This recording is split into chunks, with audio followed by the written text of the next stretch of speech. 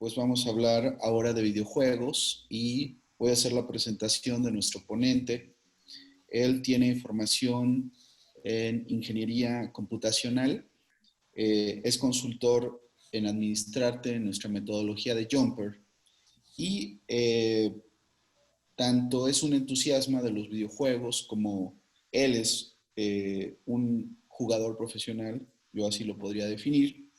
Empezó un training en Administrarte hace ya algún tiempo y desde que ha iniciado su proceso dentro de la firma de consultoría, ha desarrollado pues todas sus tareas con mucho desempeño. Es un placer para mí estar contribuyendo con él todos los días y es un privilegio compartir con ustedes el conocimiento de Ricardo Nolasco. Ricardo, te dejo a la audiencia y espero te puedan aprovechar tanto como lo hacemos en la consultora. Sabes que respetamos mucho tu trabajo y por favor rómpete una pierna, abrazo a distancia, a sana distancia. Emociónanos, Ricardo, como tú solamente lo sabes hacer en estos temas. Gracias, Mario. Pues vamos a comenzar justamente con la presentación de la industria de los juegos, de los videojuegos en este 2020. Me interesaría comenzar con algunas de las personalidades de esta industria, empezando por Ken Kutaragi. Él, para muchos videojugadores, es el padre de PlayStation, ya que en los años 90, al ser el presidente de la compañía, realizó un convenio con Nintendo para lanzar una nueva consola que fuera capaz de leer Compact Disc, que eran ellos los principales productores por aquel entonces, y todo iba bien hasta que Nintendo en determinado momento decide violar el tratado y va con el segundo competidor, que en este caso es Philips. El desenlace de esta competencia desleal ya todos lo conocemos. En el caso de Nintendo, lanzaron una consola al mercado que no tuvo éxito y además, sin querer, crearon a su enemigo dentro de las consolas caseras, ya que de la patente que no se terminó realizando, PlayStation nace con las ideas de Kutaragi en Sony y pues hasta ahora vamos en el PlayStation 5, así que es una idea que dio sus frutos y que ahora pues se presenta como una de las empresas líderes en el mercado. Aquí tengo también a Nolan Bushnell, que es el fundador de Atari. En los años 80 el mercado americano estaba consolidado con la compañía Atari, que era la principal productora de videojuegos en aquel tiempo, y desde luego pues eran predominantes en la mayoría de los hogares, salvo en las arcadias, que eran estos negocios como de maquinitas, se les conoce acá. Entonces ellos estuvieron mucho tiempo dominando el mercado hasta que, pues por un exceso de juegos clónicos, mala calidad, poniendo cantidad en lugar de calidad enfrente, pues terminaron de hecho provocando la crisis de los videojuegos de los 80s, 90s. También me gustaría mencionar a John Romero, que en realidad, como pueden ver, pues es un loco. Es una persona que estaba estudiando en el MIT en los años 90s y decidió abandonar sus estudios ahí para, junto con uno de sus amigos, fundar en un garage lo que ahora se conoce como la empresa de ID Software. Ellos desarrollaron el primer juego de disparos en primera persona, conocido como Wolfenstein. También son creadores de la saga Doom y otros juegos que se desarrollan en primera persona. Lo relevante de ellos es que desarrollaron en una Mac de los años 90 un juego que en esencia la Mac ni siquiera podría haber corrido. Encontraron la manera de desarrollar un programa con el que podía haber un entorno 3D sin la necesidad de pantallas de carga, lo que hizo que se disparara el estrellato su primer juego y de ahí que naciera la empresa que ellos tienen. Continuando, me gustaría mencionar también el factor del COVID-19 a lo largo de todo el mundo. Como sabemos, pues esto trajo sus distintas afectaciones, pero principalmente para las empresas que se mueven en medios digitales, parece que hay una oportunidad diferente en este aspecto, ya que para ellos pues parece haber un nuevo nicho de mercado, ya que muchas de las empresas empiezan a recurrir a la transformación digital para poder continuar adelante con sus operaciones. En el caso de los videojuegos, al ser ellos ya una industria estándar en el panorama digital, pues no solamente no les está afectando tanto, sino que además para las proyecciones de este año parece que tienen oportunidad de duplicar el forecast que se había planeado para este 2020. Respecto a los objetivos que me gustaría tocar, tenemos tres principales. Primero, compartir los datos acerca de la industria. La vamos a conocer, saber cuánto valen números, cuál es el panorama mundial respecto a ella, y también vamos a ver un poco del mercado local aquí en México. Desde luego vamos a ver también si la tecnología en los videojuegos es la que inspira a la del mundo real, o es la del mundo real de la que toman idea los videojuegos para inspirarse. Y algo muy importante, me parece que es el factor que más les va a interesar, es acerca de cómo la industria de los videojuegos produce este engagement, es decir, la manera en que atraen al mercado, cómo lo están haciendo ellos y cómo eso podemos aplicarlo en nuestras propias industrias. Me parece que tenemos algunos de nuestros clientes que se dedican a marketing digital dentro de la audiencia, así que este punto es el que más les va a interesar. Espero que lo disfruten. Después tenemos todos los temas que voy a tocar. Esto es en panorama general. La verdad, no quiero aburrirlos con esto. Mejor vamos a ponerle atención a este diagrama, a estos 4 puntos que vamos a tocar. Vamos a pasar, como ya mencionaba, por el panorama general de la industria. Discúlpenme. También vamos a pasar por cómo se está utilizando en otras industrias los videojuegos. Vamos a pasar por el punto más importante, que es el engagement. Y finalmente llegaremos a unas breves conclusiones.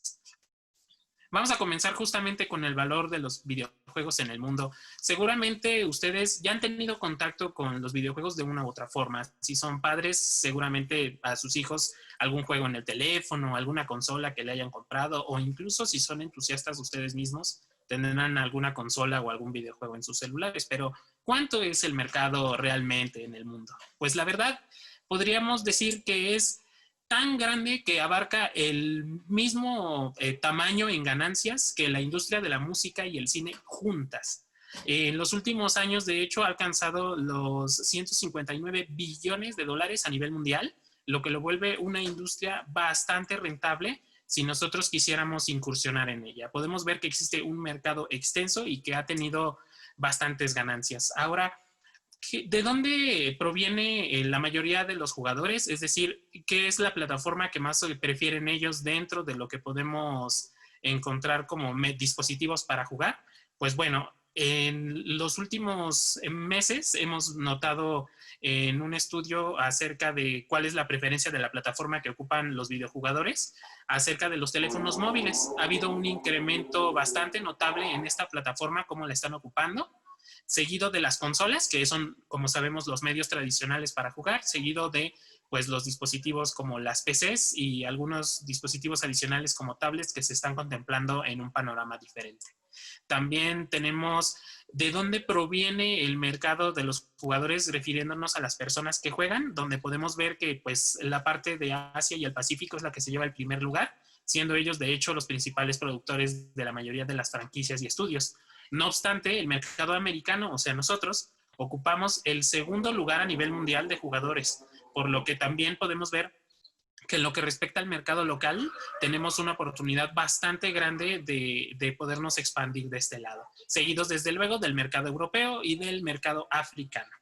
Respecto a la edad de los videojugadores, tenemos que las personas de 16 años o menos son las predominantes en el uso de los videojuegos. Este nicho de mercado está principalmente abarcado por la empresa Nintendo, que como sabemos se dirige entre todo el público, pero principalmente para los más pequeños de la casa.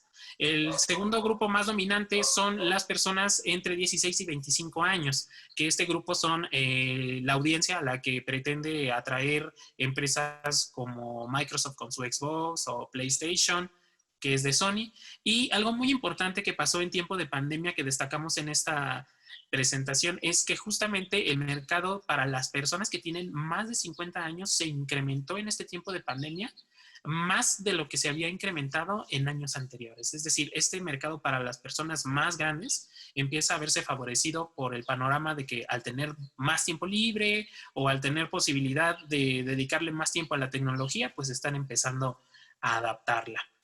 Posteriormente tenemos también qué tanto ha crecido la industria de los videojuegos a nivel mundial. Tenemos un crecimiento constante, una tasa promedio del 9.3% cada año, pero como ya mencionamos, para este 2020 se prevé que se crezca incluso el doble de esa cantidad.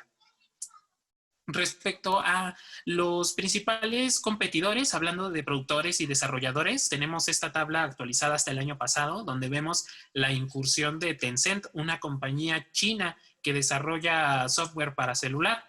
Además, aquí podemos ver también lo dominante que es el mercado chino en este aspecto, y esto pues es seguramente un punto de inflexión para el resto de las industrias. Es preocupante, alarmante, quizás hasta crítico respecto a cómo se está empezando a expandir el mercado chino en el resto del mundo. Así que si se libera el dragón, vamos a tener problemas en el continente americano, porque como pueden ver, son pocas las empresas que están llegando a lugares considerables. Aquí hablamos de que el primero justamente ocupa el puesto más alto en utilidades, pasando hasta el último, que a pesar de que también forma parte de los países como Japón, pues no tiene tantas ganancias como los chinos. Así que es algo a tener en cuenta.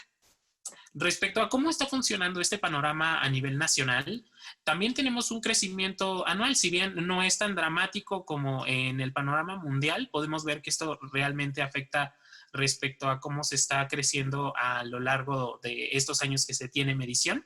Y también vemos la preferencia de los jugadores dentro del, pues, de la República Mexicana, donde, como ya habíamos visto previamente, los celulares empiezan a tomar ventajas sobre las consolas. Este dato va a ser importante porque empezamos a jugar más con el teléfono que con una consola casera, por la cuestión de la accesibilidad. Entonces, si nosotros en algún momento quisiéramos incursionar en esta industria, quizás ver el mercado móvil como primera opción sería una buena idea. Ahora vamos a hablar acerca del videojuego como contenido. Me gustaría mostrarles esta imagen donde pues aparentemente es un estadio lleno de personas.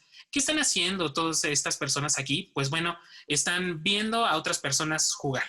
Tan simple como eso. Es como ponerlo en YouTube y verlo con algún streamer, pero a una escala muchísimo mayor. Los eventos virtuales o eSports en estos momentos de pandemia han empezado a tomar notoriedad. Muchas empresas populares han empezado a promocionarlos, empresas de software como Microsoft, como Apple y también otras marcas de deportes como Nike, Puma han estado siendo patrocinadores de estos eventos, donde irónicamente no se practica un deporte físico como tal, sino que más bien se realizan competencias de manera individual o por equipos en algún videojuego y la gente va a espectarlo. Existen diferentes disciplinas que se están ocupando para este propósito. Hablamos de que existen videojuegos de pelea populares como Street Fighter, que es el que más se ocupa, junto con Smash Bros. Y otros títulos para los juegos de pelea. También se practican juegos de estrategia por equipos, donde League of Legends parece ser el principal pues asset dentro de esta categoría, y desde luego los juegos de deportes, ¿por qué no? Los juegos como FIFA o Madden, que son de fútbol y fútbol americano respectivamente, que se ocupan precisamente para este tipo de competencias. Ahora, este mercado ha estado teniendo ganancias importantes en los últimos años. Como ya mencionaba, no forma la parte más grande dentro de la industria, pero sí está empezando a tornarse en algo que han empezado a voltear a ver justamente por las ventajas que tiene con respecto a las competencias de deportes tradicionales. Hablamos también de qué tanta audiencia tienen alrededor del mundo. Me interesa que le pongamos atención a esta, porque la barra naranja representa los millones de personas que ven los eSports de manera habitual. Es decir, son las personas entusiastas que no se pierden las temporadas de dicho juego y siempre están conectados ahí. Pero en la parte de arriba tenemos a todas las personas que, por así llamarlo, somos casuales y que en algún momento hemos estado en esas transmisiones.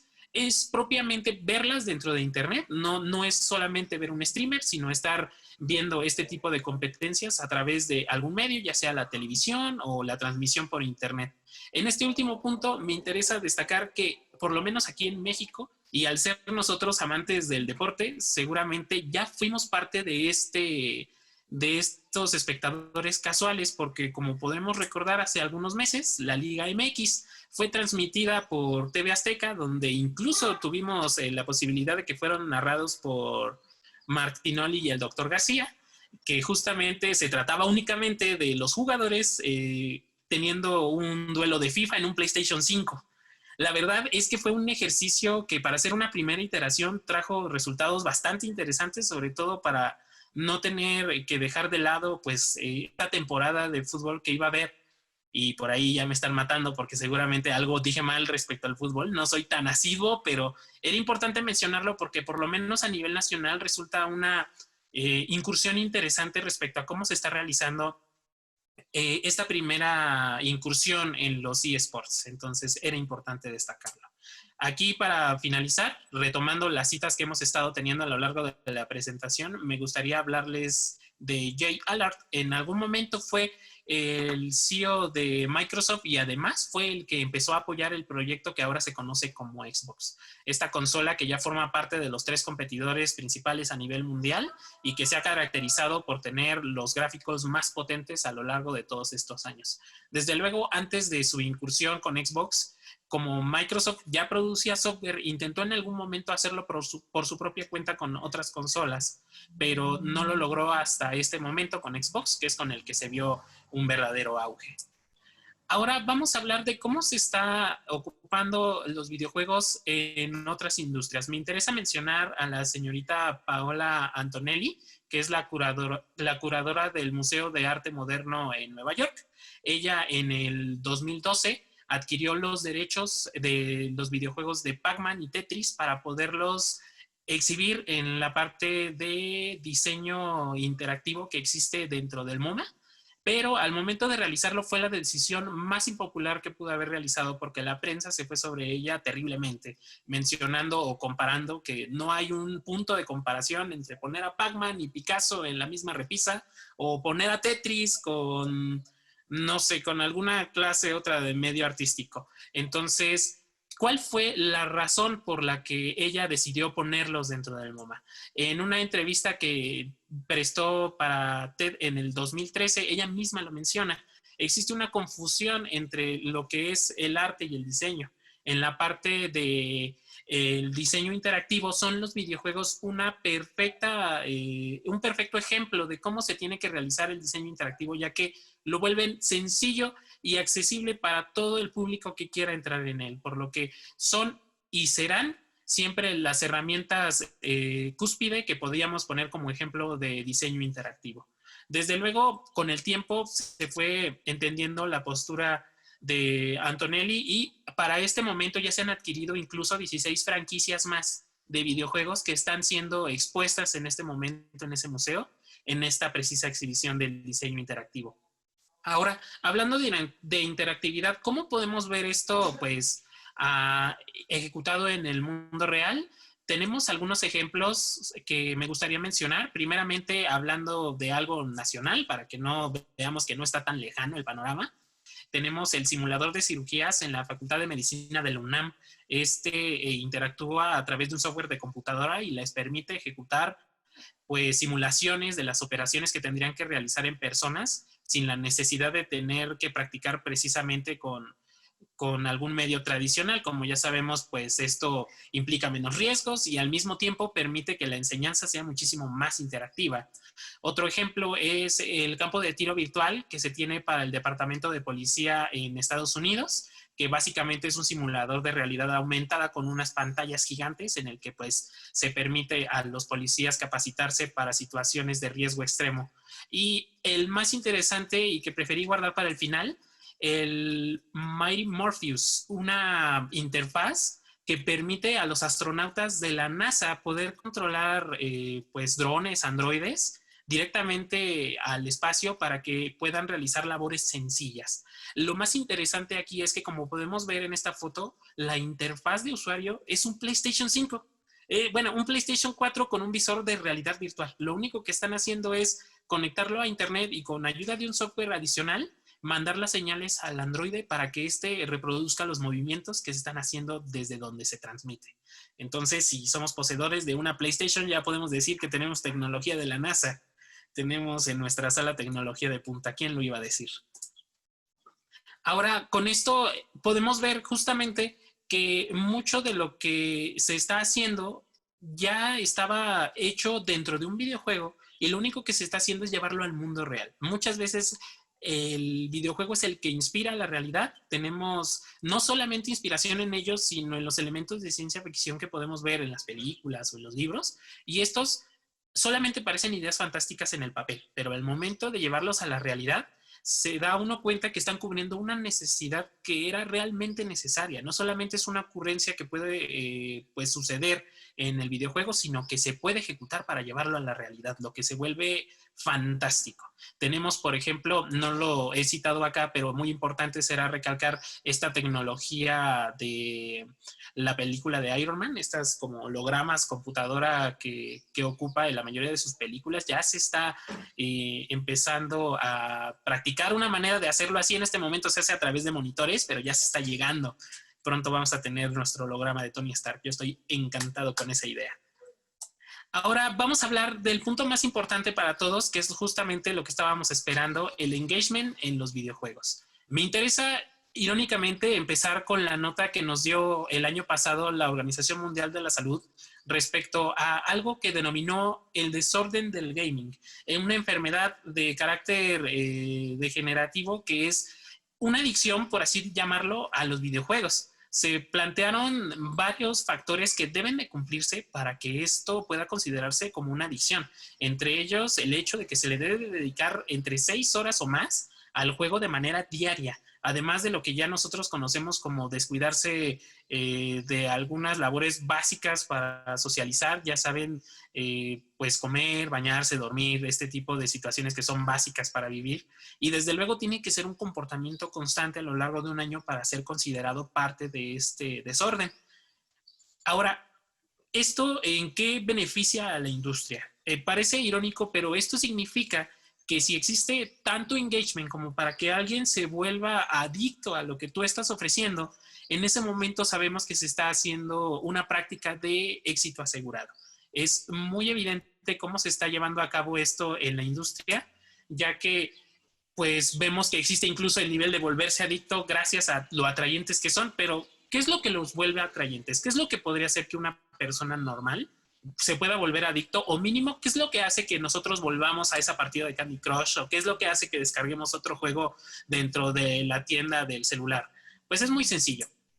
Hay varios factores. Aquí tenemos el ejemplo de un videojuego de PlayStation 4, se llama The Last of Us, y cuenta con unos gráficos realistas muy bien realizados, además de una historia muy profunda donde se tocan dilemas morales y también te hace pensar acerca del rumbo que la humanidad está tomando acerca de cómo se está experimentando o jugando con la ciencia. Digo, esto es muy bueno, lo pueden buscar.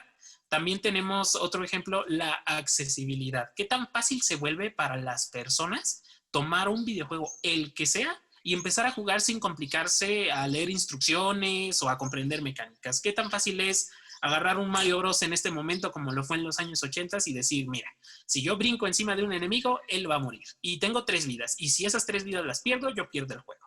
Y es algo que ya todos sabemos sin necesidad de ser asiduos jugadores. Tomamos el mando y ya sabemos que más o menos esas van a ser las reglas. Esa accesibilidad, esa intuición que nos dan es algo que también los vuelve bastante atractivos. Y finalmente, y creo que es uno de los factores más importantes, pues es que justamente entre todo lo que hay en la variedad de videojuegos y todo lo que se puede hacer, se encuentra la verdadera riqueza de estos, ya que en realidad permiten a uno hacer lo que quiera y encarnar desde un héroe de la Segunda Guerra Mundial, podemos ser un astronauta, es más, hasta podemos ser una cabra o un ganso. Entonces, en realidad podemos ser cualquier cosa, lo que se les ocurra a los desarrolladores. Entonces, encontramos un panorama bastante extenso.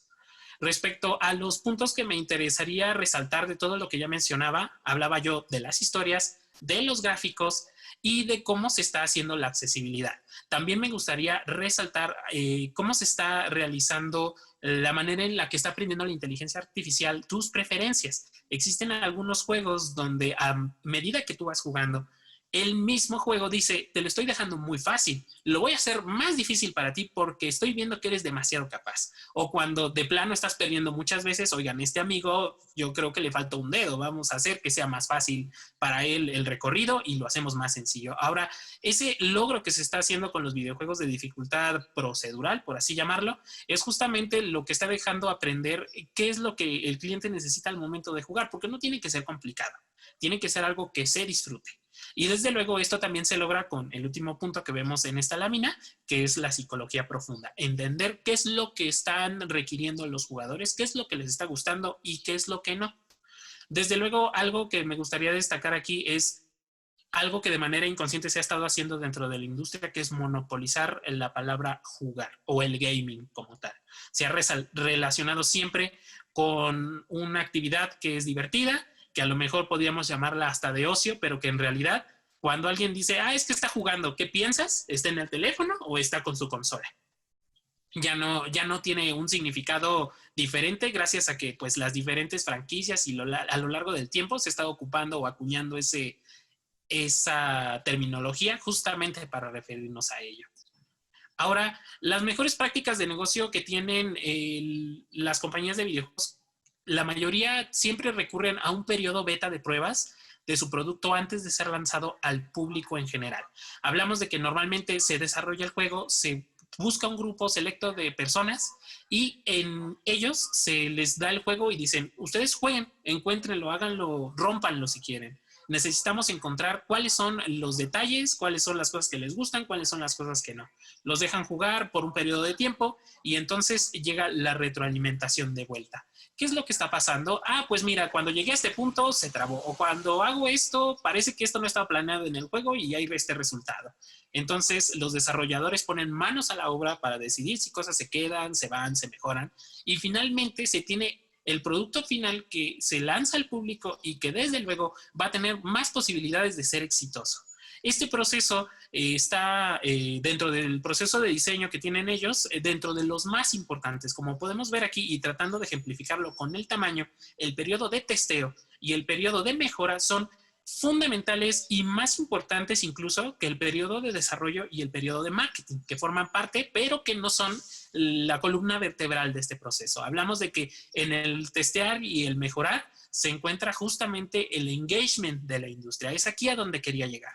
La manera en la que ellos producen el engagement es justamente a través de conocer, a través de las repeticiones de procesos que ya tienen de varios juegos o del mismo, cómo es que las personas están reaccionando ante lo que ellos están dándoles a jugar. Si esto les gusta, si esto no, qué es lo que te gustaría mejorar, qué es lo que definitivamente te gustaría quitar.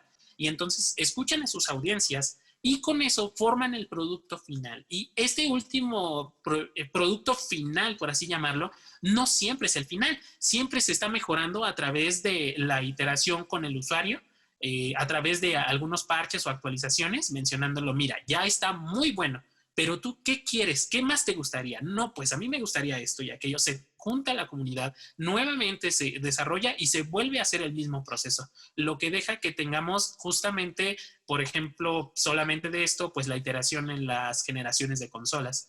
Podemos ver esto bien ejemplificado en el PlayStation, que a partir del PlayStation 3 en adelante, parece que encontró la iteración perfecta dentro de cómo se tenía que hacer su consola, ya que el primer PlayStation pues era una consola grande y rectangular, bastante pesada, y después pasó a ser un modelo más ligero, luego vertical, y finalmente se optó por una apariencia más elegante en términos negros y que además se pone de manera horizontal y que se recarga en cualquier lugar. Además se ha estado mejorando cuestiones de tamaño, pero ya después de que lo mejoraron en el PlayStation 3, todo lo que vino fue mejora en el rendimiento, mejores gráficos, mejores historias, pero ya no se le movió a esa parte, y sobre todo en el control es donde podemos ver que se llegó al mouse de esta parte, ya que no se han mejorado desde que el PlayStation fue inventado, ya que solamente se le ha dado una forma más ergonómica, pero el control en esencia es el mismo en todas las generaciones. ¿No les fascina el ambiente urbano? Cortesía de la Ciudad de México para todos los que nos acompañan. Ahora, me gustaría hablar un poco de cómo está afectando la transformación digital a el resto de las empresas. Este estudio está inspirado en una conferencia que tuvimos anteriormente de Administrarte, donde podemos ver la tasa de desempleo que existe en las diferentes empresas dependiendo de lo que hacen en los peores meses de la pandemia. Aquí podemos resaltar que principalmente aquellos que se dedican a medios digitales son los que menos problemas han tenido a lo largo de estos meses, es decir, son los que más fácilmente han tenido posibilidad de hacerle frente a la pandemia sin necesidad, por ejemplo, de despedir, de recortar personal, de hacer medias jornadas. Lo han podido administrar de manera correcta y además se han mantenido en los peores meses. Esto me lleva a una reflexión que me gustaría mostrar en este momento acerca del creador de Pac-Man, Toru Iwatani, que en los años 80 y finales de los 70 lanza Pac-Man al mercado, pero como ya todos lo conocemos, el juego no era siempre así. Pasaba que al principio los fantasmas que perseguían a Pac-Man en el laberinto tenían un mismo comportamiento, todos ellos sin importar el color, y esto lo volvía bastante predecible y aburrido al avanzar algunas partidas. Lo que se realizó al final fue dotar de personalidad a los fantasmas para que el juego fuera más entretenido y que además no dejara jugar tan fácilmente a la gente. Tenía un cierto nivel de habilidad para poder seguir avanzando en los niveles. De modo que en lugar de hacer que todos persigan de manera vehemente a Pac-Man, pasaba que algunos fantasmas estaban distraídos a lo largo del mapa con un movimiento errático. Hay otros que en lugar de atacarlo directamente siempre buscan atacarlo por la espalda, pero de diferentes maneras dependiendo del terreno. Y así se logró pues justamente esta idea ganadora en la que sabemos que Pac-Man fue uno de los juegos más populares a principios de los 80s y que conquistó los salones de arcade. En esta analogía me gustaría mencionar a los fantasmas. Pensemos que nosotros somos los que queremos incursionar en un mercado y los fantasmas son justamente los mercados que están allá afuera. Si nosotros no nos damos el tiempo de observarlos, de comprender cómo se están moviendo, qué es lo que les interesa, nosotros siempre vamos a perder al tratar de incursionar. Es importante comprender los patrones que se están siguiendo, cuáles son las tendencias, comprender el mercado, para en ese momento saber que al incursionar vamos a tener la ventaja. Respecto a nuestras conclusiones, ya para no entretenerlos más tiempo, me gustaría mencionar las más importantes. Desde luego, la demanda que se ha estado incrementando de los videojuegos por los tiempos de pandemia, que esto ya era algo que mencionaba al principio de la presentación. También la incursión que a nivel nacional se ha estado haciendo en los deportes virtuales o eSports, que me parece un ejercicio muy bueno y que además debería de repetirse para otros deportes, ya que si la pandemia continúa, seguramente vamos a tener que recurrir a ellos una vez más. Desde luego también el hecho de que en este año se prevé que los videojuegos crezcan al doble que en años anteriores, lo vuelve el mejor año para la industria. Y si nosotros tenemos algún cliente o estamos planeando incursionar en esta industria, pues sabemos que van a tener un muy buen año. Va a existir tanto capital como mercado para poder ejecutar nosotros alguna acción dentro de él. Y finalmente, el engagement de la industria que puede ser aplicado en lo que ustedes están realizando. Si nosotros tenemos una empresa de marketing digital, ¿cómo podemos mejorar lo que le estamos dando a las audiencias de nuestro cliente? Comprender su mercado para nosotros ofrecerle justamente lo que están requiriendo y de esa manera volverlo más atractivo. Esa es la receta que nosotros necesitamos ejecutar en nuestras diferentes empresas para poder lograr el mismo engagement que los videojuegos tienen. Desde luego, antes de despedirme, me gustaría invitarlos a este curso que vamos a tener el próximo 29 de septiembre acerca justamente del engagement de los videojuegos y que podemos ejecutar para otras industrias, que justamente vamos a tener la siguiente semana. Desde luego pueden comunicarse con nosotros para que les brindemos más información. Vamos a estar encantados de poderlos admitir. Y finalmente les comparto este código donde pueden descargar toda la presentación para que la tengan como un punto de referencia. Ahora les doy un tiempo para que escriban sus preguntas en el chat. Me gustaría escuchar su opinión. Si tienen alguna duda, estoy encantado de responderla. Entonces, me gustaría revisar si tenemos alguna duda en el chat.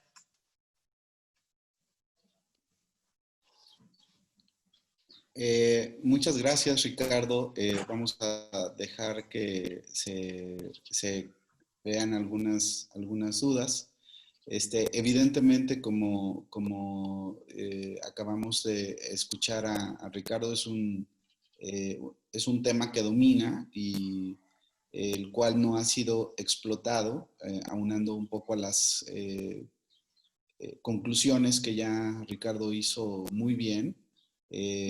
Como él determina, hay muchas ideas de que podríamos, al estar estudiando el engagement de esta industria, reconocer cómo la podríamos llevar para nuestro beneficio al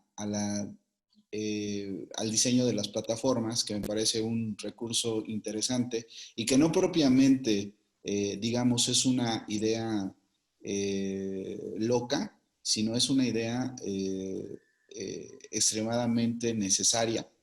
porque como ustedes lo saben, hay un concepto que se llama pivot y es la métrica para medir el engagement.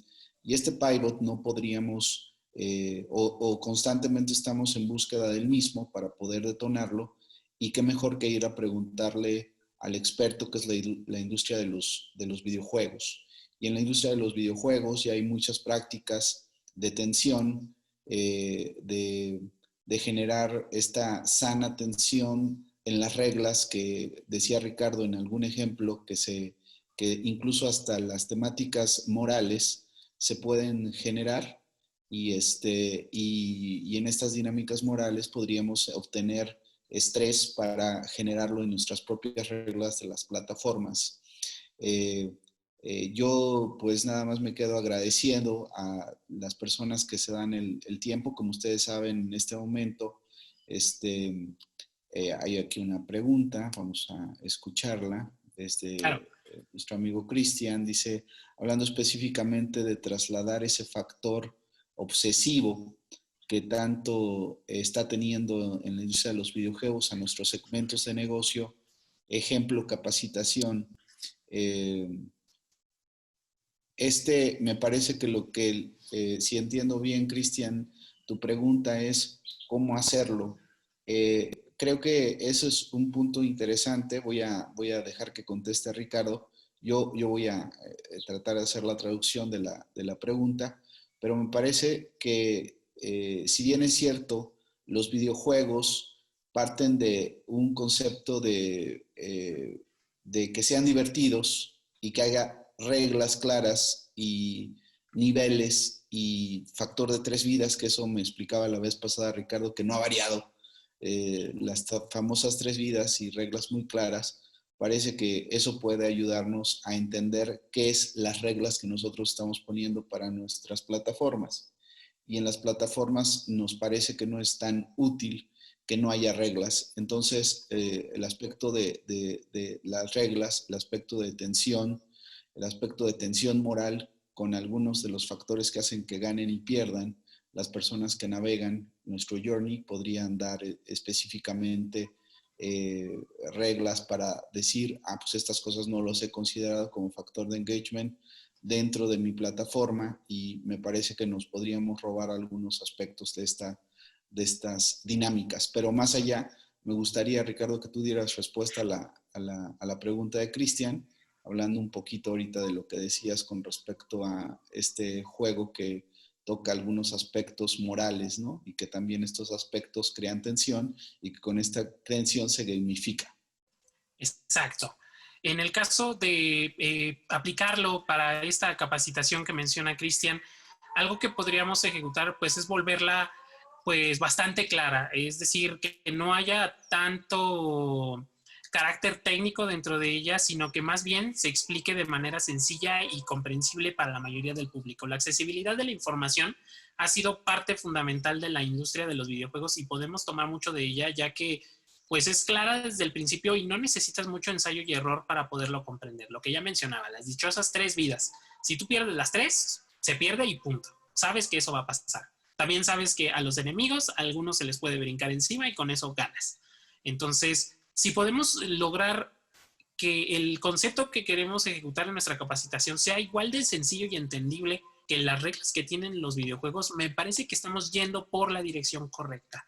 También volverlo de alguna manera pues que sea interactivo con las personas que están entrando en esta capacitación o a las que se les está brindando, no solamente que sea pues información de carácter teórico, sino más bien pues poner alguna clase de ejemplificación o dejar que él mismo resuelva algunas preguntas dentro de lo que se le está brindando, podría ser la solución para poder hacer que tenga más engagement, porque dice, oye, no solamente me están dando las características, sino que me están retando a que yo mismo le dé respuesta a ciertas cosas, pero no me están dejando que yo lo adivine, en realidad ya viene implícito dentro de lo que ya me dieron. Y entonces ahí es donde radica principalmente lo importante de la comprensión desde el principio de cómo van a ser las reglas. Creo que eso es lo que podríamos ejecutar de esa forma. Añadiendo un poquito más de información a Cristian. Cristian, me parece que también el asunto moral de las vidas es un asunto moral. Como sabes, lo que sucede con la vida y la muerte es que te estás jugando en este concepto moral, te estás jugando la vida. Cuando una persona se está capacitando, lo que está obteniendo no es un tema moral, sino es un tema de calificación. Es un tema bastante efímero. Si yo tengo una capacitación, no es lo mismo que pierda la vida.